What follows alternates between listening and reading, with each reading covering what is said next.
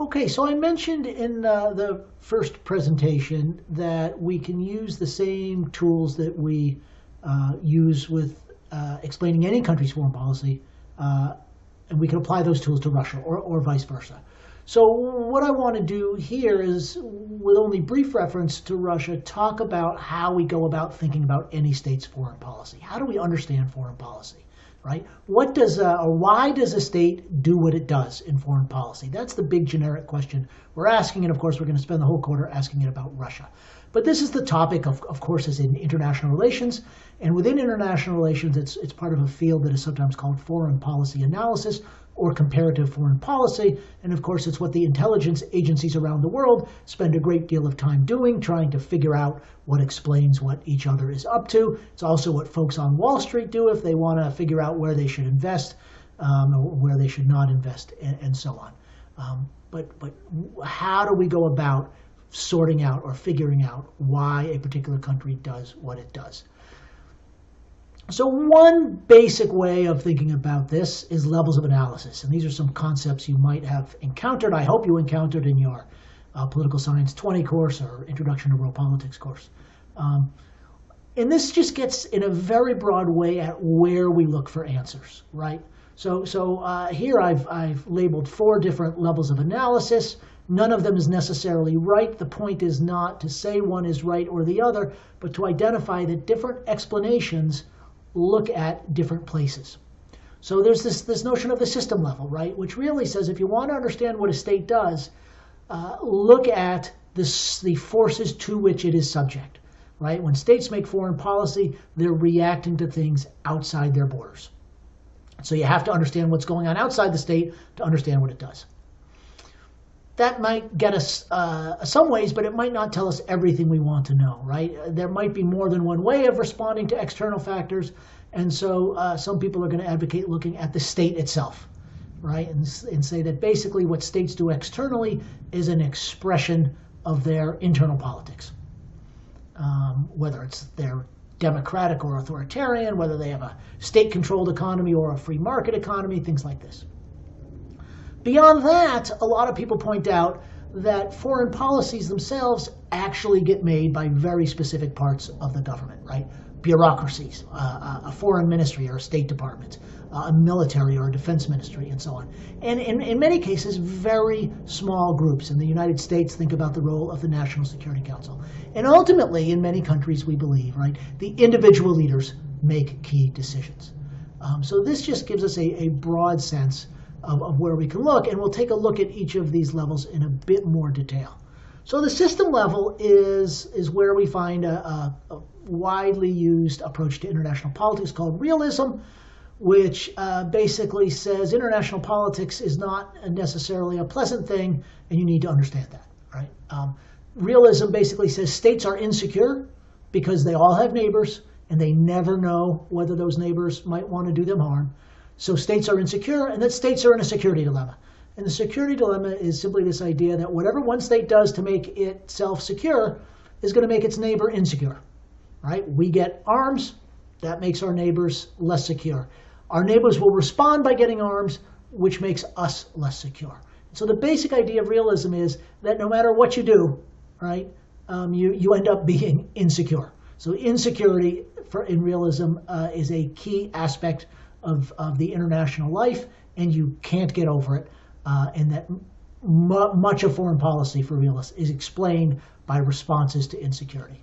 There are also constructivist explanations that operate at the system level, which has more to do with how norms, systemic norms about what's good and what's bad, might constrain behavior, that states have different identities that are created for them by the system, and that these things change only very gradually, and so these two might appear as constraints on state behavior. At the state level, we focus a lot on whether states are democratic or authoritarian.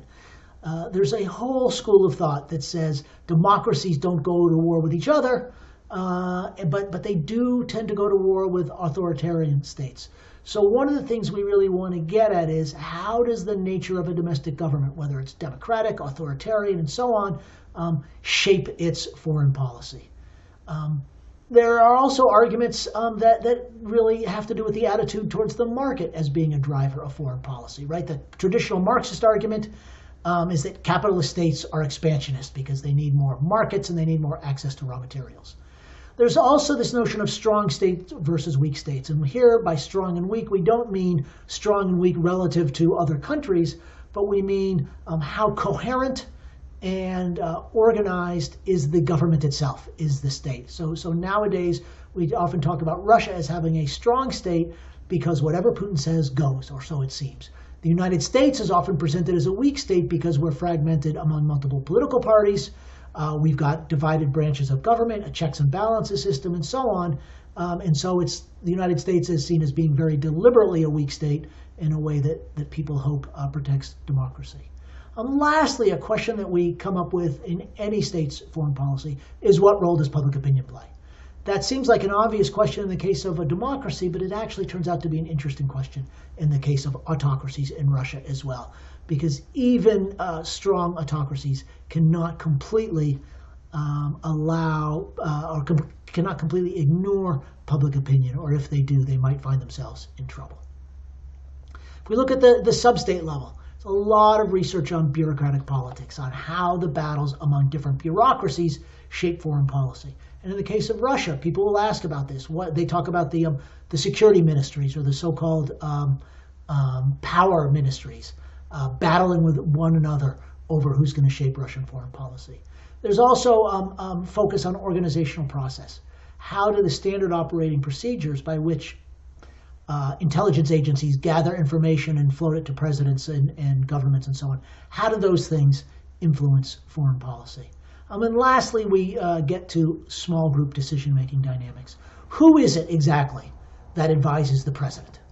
And what is the dynamics like among that group and between that group and the president? Oftentimes, especially in crises, it seems like the dynamics of that small group of people that are providing the immediate advice to the decision maker might play an extremely important role. Lastly, we get to the individual level. And this is the idea that foreign policies result from the traits of countries' leaders. And so as an example of that, think about at least the expectations people have for how a Biden administration would be different from a Trump administration, right? If nothing else in the U.S. government changes, but you replace the president with another one, then you're basically saying the individual matters a lot. In the context of Russia, it gets to this question of how dominant is Putin? Is he as all-powerful as he seems? And if so, what then defines him? What traits define his decision-making? So there's a lot of effort been put into trying to understand Putin. And lastly, if you think the Russian president is really important, it makes this question of what will happen when Putin sooner or later passes from the scene super important. Okay, so let's just wrap up with a few key points. One is that different explanations look for their answers in different places, right? We can look at the system, the state, the sub-state, and so on. Most of these explanations that we're going to apply to Russia do not need to be unique to Russia, right? They're Russia-specific versions of broader approaches to foreign policy. We can use the same concepts and theories to explain Russia as we do other countries. But the last point I would really stress, and it comes out of my previous lecture, is these things should be regarded as questions, not answers. We should ask, what's the role of the system? What's the role of the bureaucracies, and so on? And think about how do these things fit together, right? Rather than trying to say, oh, it's one and not the other, right? These things can all work together, but again, we should use them to frame questions, not use them as predetermined answers.